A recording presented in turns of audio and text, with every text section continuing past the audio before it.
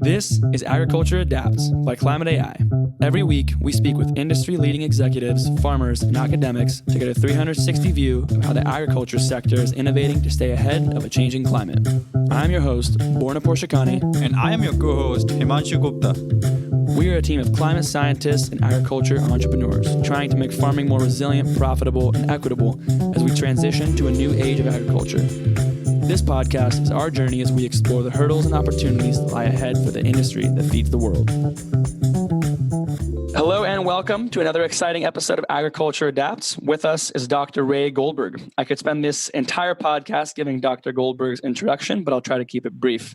Dr. Goldberg is a professor of agriculture and business at Harvard Emeritus.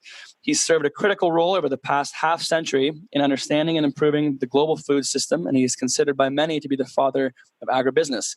And he is actually the individual who coined the term agribusiness. Dr. Goldberg recently published a book summing up some of the most insightful interviews he held with folks solving problems and driving impact in various segments of the food system. And that book is called Food Citizenship, Food System Advocates in an Era of Distrust. And we will link that book in the show notes so you guys can find that after.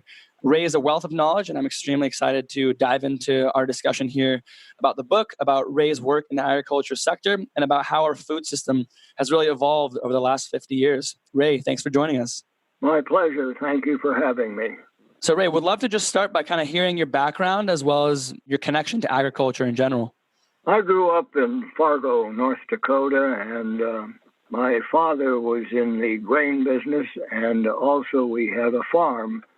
So I have been involved in agriculture since I was a small child, and I worked in the grain elevator as I was growing up.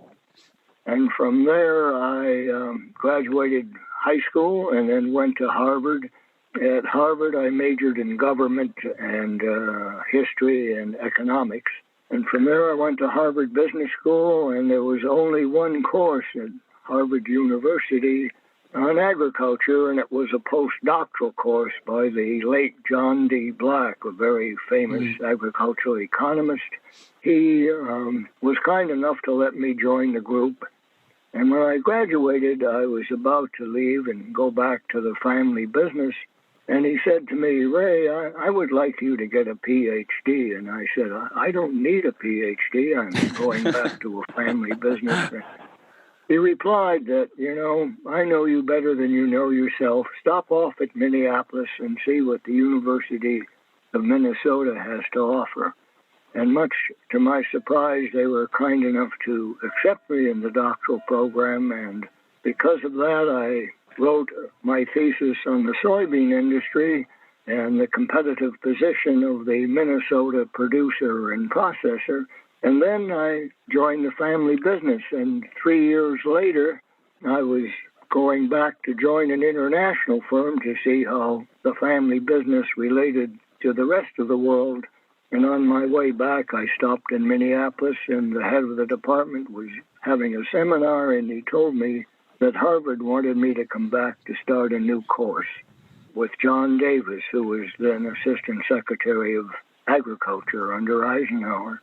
And the two of us had to develop not just a course, but a concept of what we wanted young men and women to teach and to learn from. And we decided that everybody in the food system is partially in a business in order to survive, and we decided to call it agribusiness.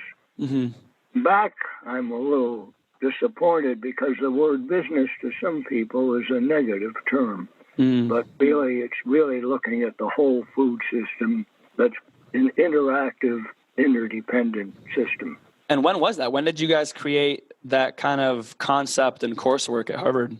We both joined the faculty in 1955, and we published a book in 1957 called The Concept of Agribusiness. Yeah, and it's extremely interesting reading some of your older work because a lot of the problems are very similar. Some are pretty much the same, but others are very similar and just have a modern twist to them. So it's interesting to see how things have evolved. But on this topic of food systems, tell us a little bit more about your book. The food system is a quasi-public utility, whether we like it or not. because what people get paid for producing food and what people pay for consuming food are political questions as well as economic questions. Secondly, food is so important to the nutrition of people, plants, and animals that it's essential for society in order to go forward. And then thirdly, food is so important to health and to economic development. Most of our poverty and most of our malnutrition is in the developing world, and we have a huge problem of obesity on one side and undernourishment on the other. So the food system is here as the basic of life itself. And what can people expect if they go out and buy this book? What can they expect to find in it? First of all, I tried to make sure the most conscientious, constructive critics in the food system were in the book early on, so that people understood what others outside the food system felt was what is wrong with it and what needs to be corrected. And secondly, I wanted someone who was not only adamant in that and as a nonprofit, but also somebody in the government who was equally adamant about it, so that people could see consumer advocates and government officials were anxious that the food system do the right thing for our society, not just for our country, but for the world. And you touched on this idea of the food system being critically important for health, medicine, and nutrition. And last time we chatted, you kind of mentioned a little bit about the disconnect there, the disconnect between nutrition, health, medicine, and the folks that are studying that, and the people who are studying agriculture systems and food production. Can you speak a little bit more about that disconnect there? Well, it's not so much a disconnect. It's more of a realization that pills are not as important as food in terms of human health.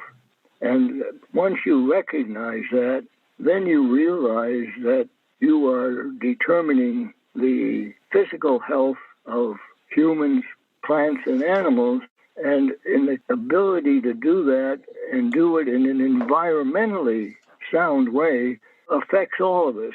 So that if you really want a productive society and if you really want a productive, essential world, then you really have to get the private, public, and not-for-profit sectors to work together.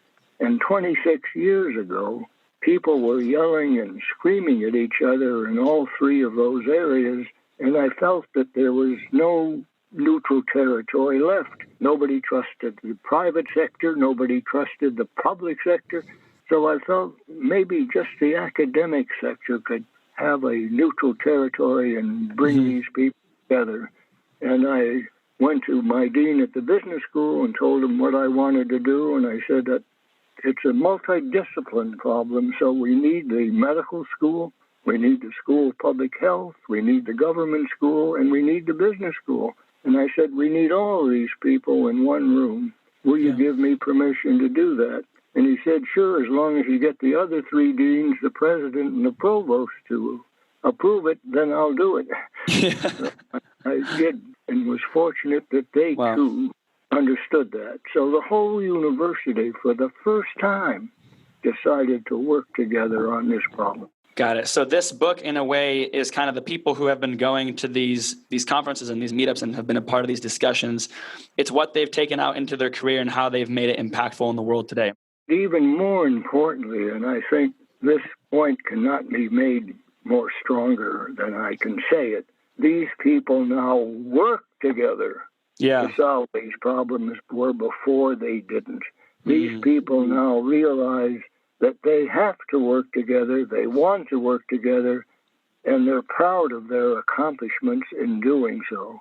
And I don't think the world really knows that. And so I'm so anxious to have this book read not just by my academic people who are well served by Oxford University Press, but by the general public. And I know it's hard for someone to go down and sit and read a book like this, but in addition to that, I the back of the book, I put an icon so that if you wanted to actually see and listen to these people on your computer, you can do that as well. Oh, that's awesome. And all the proceeds go to Harvard, not to me. And I just feel so strongly that I wish I was a salesman and a book salesman that could get this in the hands of every person, not only in this country, but around the world. I just feel that we have so much hatred in our world today. To have the biggest industry in the world is now working together to solve the biggest problems we have in terms of climate, in terms of health, nutrition, economic development, obesity,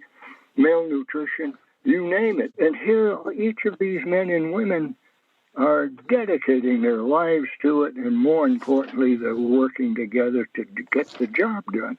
I know we're in an election year and people's tempers are high and people are yelling and screaming at each other. This book shows you how people can actually come together and work together and make a huge difference. That's really interesting. And I want to kind of dive into the climate change component, which you do touch on in the book a fair amount.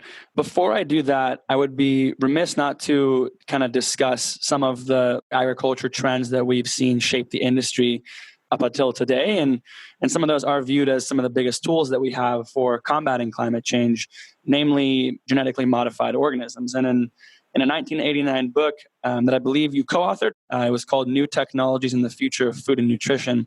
You kind of lay out the problems and opportunities at the forefront of agriculture and food innovation at the time. And one of them was the biological revolution, or the rise of genetically modified organisms.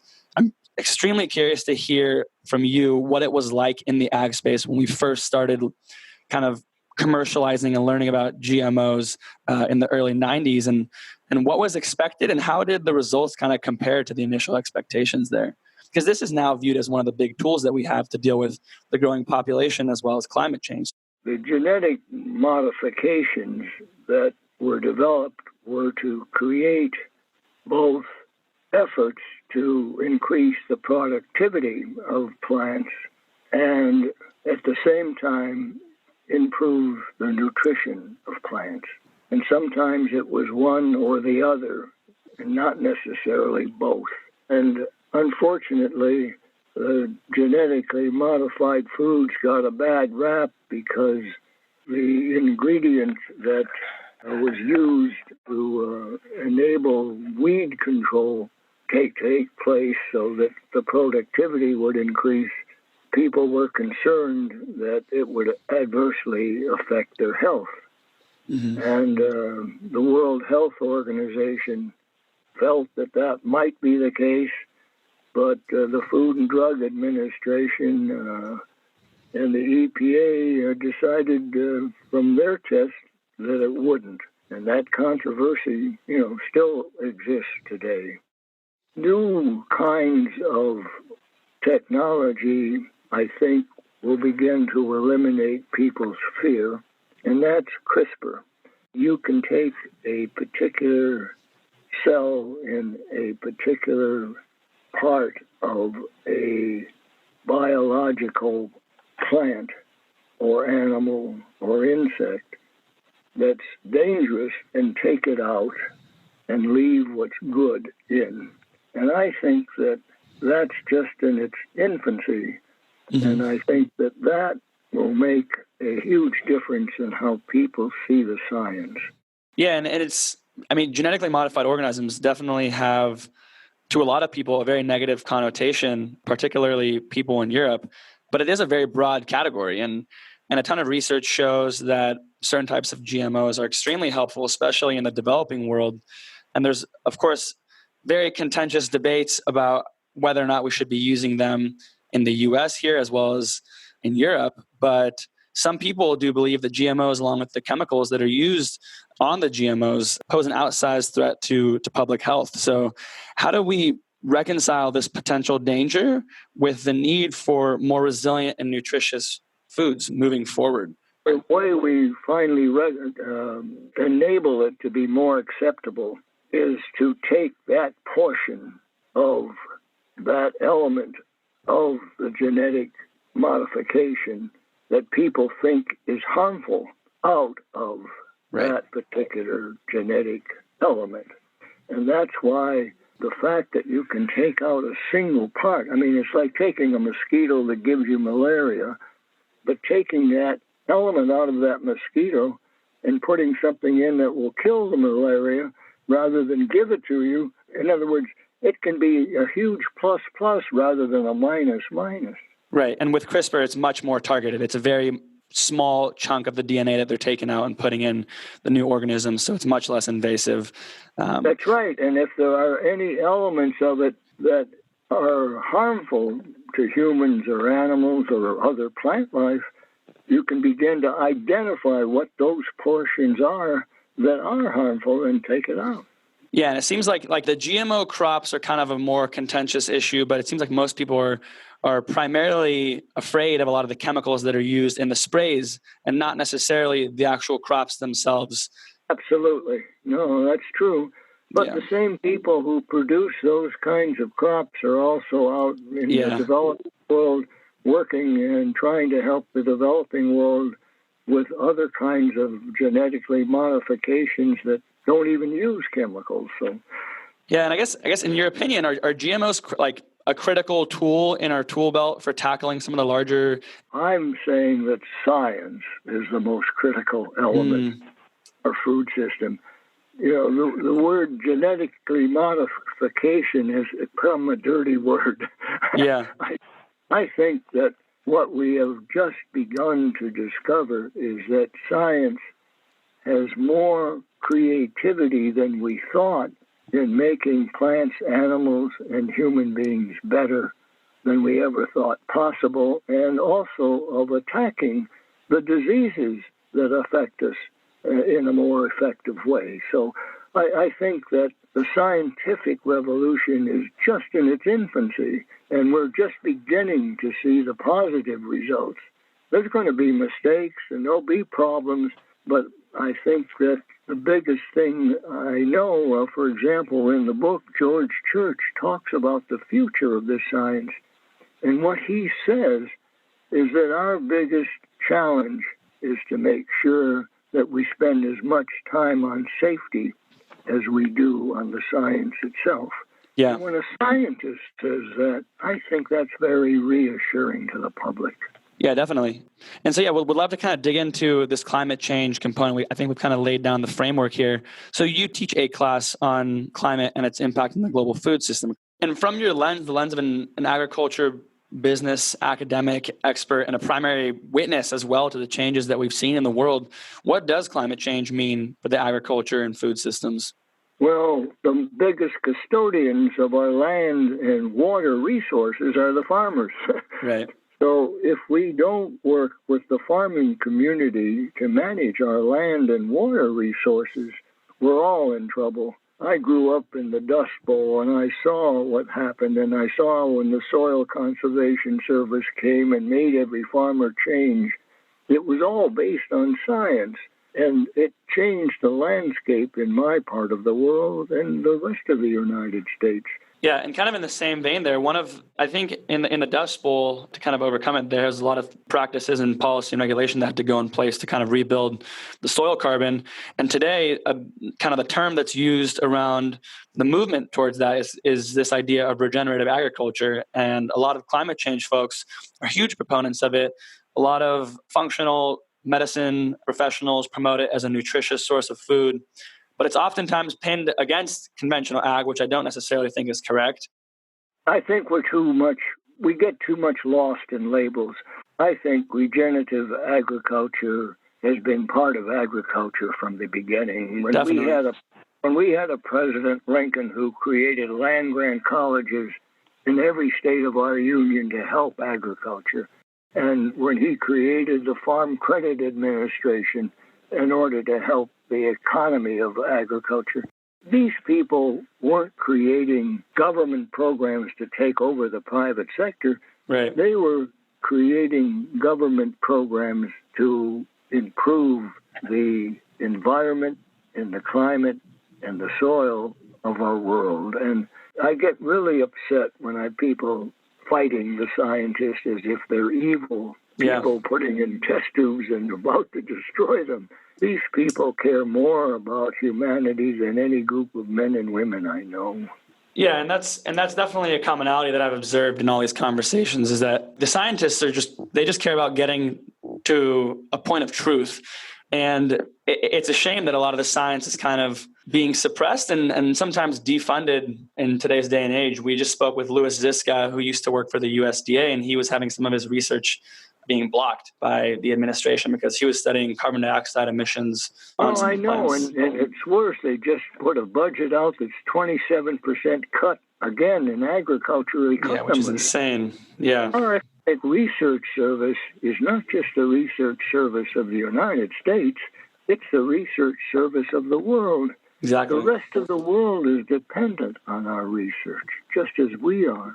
It's an amazing, amazing loss of great men and women who have done nothing except trying to improve the world. I don't understand it. It's not a Democratic or a Republican problem. It's a humanitarian problem. Yeah, absolutely. And just to go back to this question of kind of these regenerative practices, the claims that are being made about regenerative agriculture and biodynamic farming, does it seem scalable to you? Like, do you think that's a way that we can, if we were to spread that across all of our farm systems in the world, do you think it's a process that would work? I think it's very scalable. One of the people in our PAPSAC group has a scientific company working on bacteria, and he had a soybean seed that had bacteria around it, and he thought, well, maybe if he took the bacteria away, the seed would be more productive. Well, it wouldn't even germinate when he took the bacteria away.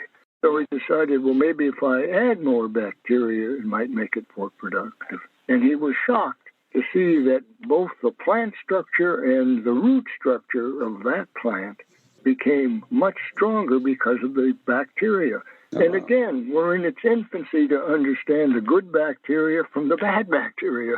And again, science is essential for us to do it. And people finally discovered that the bacteria in our brain and the bacteria in our gut are the same. So if you have a gut feeling, I guess you really have a good thought. Yeah, that makes sense. And just to touch on this issue of productivity, it brings up an interesting question for me that I want to make sure we address before I let you go here. But the question of productivity and how it pertains to profitability for farmers, because it seems that over the last 20, 30 years, there's been a significant amount of efficiency gains that we've seen from all the new data that we gather and we analyze, the academic research on the physiology, new crop management techniques, precision agriculture. But farmers are not necessarily in a much better spot than we were 20 or 30 years ago. Why is that? And what are the ways that we can kind of return some of that value to the farmers moving forward? Well, there was an economist at the University in Minnesota called Willard Cochran, and he called that the treadmill problem of agriculture, that no matter how fast you ran, you never got off of the treadmill. But I think what's happened, and I think this is very important for your audience to understand, that companies finally recognize that the farmer is on the treadmill. The futures market isn't going to save them. Market access and improving their opportunity to market access and improving their opportunity to improve their products for the consumer is what's going to save the farmer. So these companies finally realize that unless they give market access and some sort of market assurance to the farmer, we're all in trouble. And what's happening is something so important. Companies like Unilever, who are very active in the developing world in places where cocoa growers are and so on, they have recognized that problem, that the better the farmers work, the harder they work, the less money they make. From now on, what they are doing is giving them a cost-plus contract, that if they start to improve all the kinds of things they do and increase their costs, they're not putting the burden on the farmer, they're putting the burden on themselves, and they will guarantee a cost-plus arrangement to the farmer. And if the market goes higher than the plus, they'll give that to the farmer as well. And I think that's the changes that's coming, and that is a huge revolution.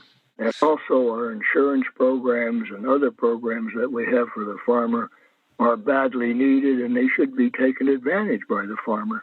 We have to have a safety net under the farmer around the world, and we need a safety net under the consumer around the world. And I think that the food system understands that, finally understands that. And many of these examples are in the book.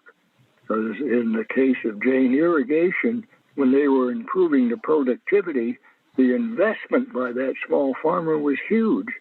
And they said that they would make sure whatever they produced would have a profit and guaranteed them a specific price for what they produce. And if the price went higher, they got the higher price. I think that is happening all over the world. And our farmers are going to have to become partners with the processors or become processors themselves. In many cases, they have. So I think we're in the beginning of a new relationship between the farmer and the buyer. And again, if you look at the cooperatives in this book, you find that same thing. When John Johnson, the head of the biggest cooperative in the United States, got to become president, the first thing he did was to talk to the biggest enemy at that time of the farmer, they thought, was Cargill. Mm-hmm. And he said, we're both in the flour milling business and we're both in the wheat business. Maybe we can find a way to help the farmer by working together. So they created a company to do just that. It's now the biggest flour milling company in the United States. So I think slowly but surely people understand what's going on and are trying to help each other rather than trying to manipulate each other. And I think the food system can be congratulated on trying to do that. And again, I feel like I'm a book salesman rather than an agriculture. But I really think that if people buy this book or just listen to the people in the book, I think they will find a new kind of food system that they don't realize now exists. Your book does a really good job of outlining some of those different business models that people are pursuing to kind of share the risk with the farmer. And I guess in the same vein, there's also the issue, or not the issue, but rather kind of the trend of transparency that's coming about and kind of connecting farmers directly to the consumer and thus giving a lot of understanding of where the food's coming from so people can kind of increase that trust component as well. But on this note of kind of the direct access to farmers and on the cost sharing, is that being inhibited in any way by crops that are commoditized? Because with commoditized crops, it's hard to have that transparency. Well, I think that's right. And what's happening is we are decommoditizing. The example of Harris Teeter and the cow-calf operator and the people in between feeding the cattle, all working together to improve the quality and guarantee a safer and more tender piece of meat, all working up and down together in the book, shows me that Jim Herring putting all these people together and Harris Teeter coming up with a guaranteed tender steak make a huge difference all the way back to the thousands and thousands of cow-calf growers. Originally, when we talked about this in the case and all the rest, they wanted no part of it. That's not the way my daddy did it. That's not the way my granddaddy did it. Yeah. But finally, they realized that the world has changed and they could profit by that change rather than fighting against that change. And I think that all these examples in the book of people finally finding that, even in the labor situation where my friend Baltimore Valescas and my colleague John Dunlop worked together with another colleague of mine in Campbell Soup to enable the migrant worker and the farm worker to have a labor union. The Robinson-Patman Act exempted farmers from the act of letting people working together. So they created their own commission to settle disputes between the workers and the processors. And that commission today is housed in the Harvard Law School. Oh, wow. So instead of fighting each other, they're finding ways of actually improving the livelihood of these migrant laborers and doing it in a way that benefits the company as well. I can't tell you how much has been accomplished and how much more is being accomplished worldwide. I had a young man who is a teaching fellow at Harvard, and he was working for a nonprofit trying to help small farmers in the developing world, and he was asked to join a company in Europe, one of these genetic companies, and he said, "Ray, I don't know if I should do that." I said, "Why don't you see if they can actually help?" So he decided to join them on a trial basis. He wrote me back a letter just a few days ago telling me how excited he was to see these people actually fulfilling all the promises they made to make a difference to these farmers. I think we're on the beginning stages of a world revolutionship of partnering up and down that food system that people have never seen before. And I think that in this kind of world where we read these horrible headlines day after day after day, this book should give people hope, because of the biggest industry in the world can tackle problems and do it together. It's wonderful. And also, we have the biggest problems health-wise. Yeah. We've got people, 44% of the world's population is obese, would you believe? That just came out a few days ago. And we've got so many more people malnourished. It's critical that we find a way of relating diet to health in a much better way. And I think the farmer is finally getting the help he and she deserves. And that's the other thing. The women in agriculture have been second-class women too long, and even especially in the developing world. So that's changing, and that's going to make a huge difference. I guess growing up when it's, 50 or 60 below zero in the winter in North Dakota and 150, you end up being an optimist. But I do think that I really wanted this book to give people an uplift as to what can be done, but more importantly, what is being done to change the world for a better place. And nobody's asking whether you're a Democrat or a Republican. They're just asking you what kind of a good human being you are. That's all. Yeah, and I love that approach that you take, just focusing on the science of it and really trying to talk about the opportunities and not really focus so much on the doom and gloom. Curious to get, and I don't want you to give away too much of the bread and butter of your book here, but you touched. I don't care if you give away the bread and butter. Actually listen to these people and read what they have to say. There's nothing you and I can say that isn't said better by these people themselves. Yeah. No, definitely. I wanted to touch on the issue of, you kind of mentioned the malnutrition question, and I wanted to talk about that. In 2016, we reversed about a decade's worth of food security progress for the first time and saw an uptick in the percentage of people worldwide that are undernourished, and was curious to get your view on what some of these folks in the book have been talking about in terms of addressing this issue. Like what are we seeing? Why is this happening? And what are some of the innovations that people are making to try to address this? Well, 2 or 3 things are happening. First of all, more people are fed by our school lunch programs than by any other food in our country. And there's an article by Susan Collins, a rancher in Texas, who became Commissioner of Agriculture, a conservative Republican. And she went to improve the food lunch program in her state of Texas. And she fought against business, she fought against the school authorities, she fought against the soft drink industry. Here's a very conservative lady, but she got them to change that food lunch program so it became not just a lunch, but a nutrition program. And that was so important to the health of that state.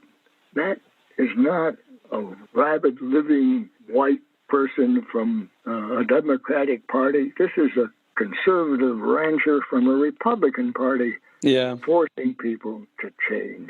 all I'm saying is I don't care what your stripes are. I don't care what your political denomination is. These people who care are from all over and from all backgrounds in this book, and they know how to get the job done. I asked her, what kind of help did you get from industry? She said, zero. Wow. And then she went on to explain. Now, I think that we've got change makers in our country that care in this industry more than any other. And in the book, I tried to show 2 Republican senators and 2 Democratic senators putting together a bill to address food deserts that we have in this country. Both political parties working to get the job done. You know, we're going through a political process right now, and people are yelling and screaming per usual, but I'm saying here we have the biggest industry in the world, realizing its importance, realizing its science, realizing its opportunity, realizing its challenges, finally deciding they have to work together to make it a win-win relationship rather than I win, you lose. And that message comes through so loud and clear. I think we need something like that in a world where the headlines are just the opposite. Yeah, absolutely. That is one of the... I'm preaching, but I'm really trying to tell you what that really means. I spent my whole life in this industry. I prayed that someday something like this would take place. And at 93, I'm so glad finally it is taking place. So that must be an amazing feeling to finally see it come to fruition. It is an amazing feeling. It's a good feeling. And what's more amazing is to see these men and women come together every year and realize how much they spend talking to each other the whole year around and working together the whole year round. It's just not an annual meeting. It's a way of life for these people, and I'm grateful that Harvard was kind enough to enable that to take place. I just wanted to share it with people, that's all. Yeah, and I hope that this podcast kind of helps spread the word. I'm not a salesman for a book, so I don't know how to sell a book. No, I mean, I think that you are an extremely genuine person, and I think that comes across in the podcast. And actually, I think the best salespeople are the people who don't even try to sell you anything. So I'm sure you'll get a few people reading this book. And it's important to remember that all this money is going to Harvard. So it's a purely altruistic act on your part. So it's not like you're trying to sell it to make a bunch of money. No, I'm not. Yeah. It's too late for me to get rich, okay? Ray, is there anything else you would like to kind of add to this conversation? Yeah, I think that the world is brought together by men and women who work together to make it a better place.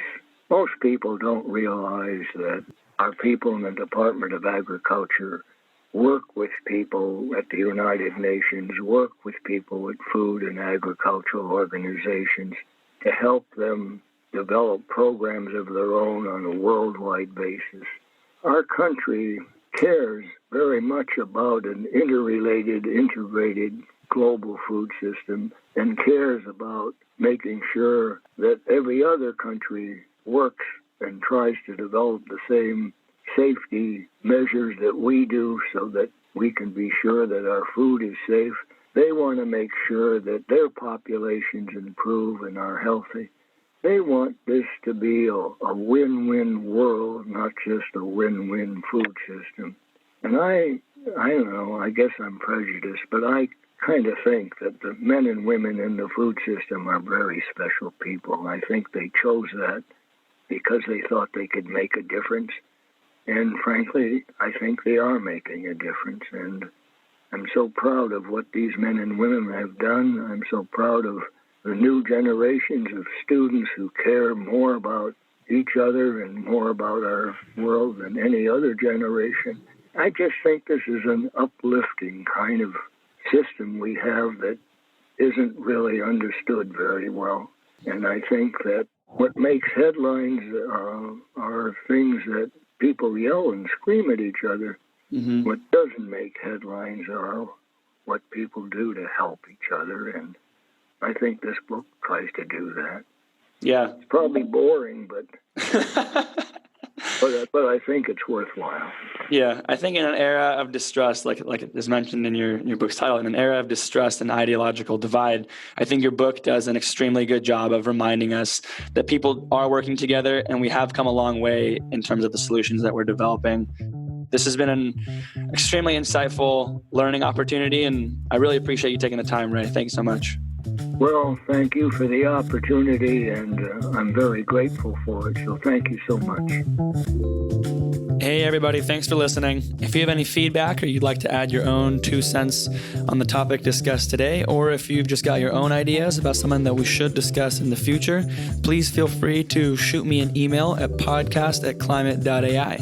At its core, this podcast is just a way for us to learn, and we want to share our learnings as we go. So we're always open to building on these conversations and hearing new perspectives. Thanks for your support, and see you next time.